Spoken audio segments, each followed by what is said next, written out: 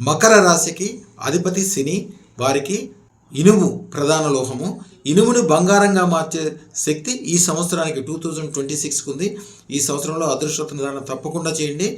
శ్రమ, ఆందోళన, ఎవరి దగ్గరైనా పనిచేయటము, ఎప్పుడు ఏదో ఒక మానసిక ఆందోళనలు, ఆర్థిక సమస్యలు, ఇవన్నీ తొలగిపోవడమే కాకుండా 1,000,000 రెట్లు ఎక్కువ మీకు పాజిటివ్గా ఉంటుంది.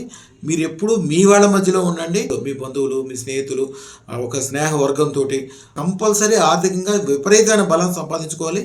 అది ఈ సంవత్సరం మీకు సాధ్యం కాబట్టి అదృష్టోత్తమ దానంతో మీకు తెలవకుండానే 1,000,000 రెట్లు సంపదన పెరిగి మీరే పని వాళ్ళ దగ్గర నుంచి ఓనర్స్గా మారిపోవడం, ముఖ్యంగా రియల్ ఎస్టేటు, బిల్డర్సు, వ్యాపార వ్యవహారాలు, ఎక్స్పోర్ట్స్ ఇంపోర్ట్స్, ముఖ్యంగా ఇండస్ట్రీకి సంబంధించినవి, ట్రాన్స్పోర్ట్కి సంబంధించినవి, కెమికల్స్కి సంబంధించినవి అద్భుతం అవ్వాలంటే అదృష్టోత్తమ దానం చేయాలి.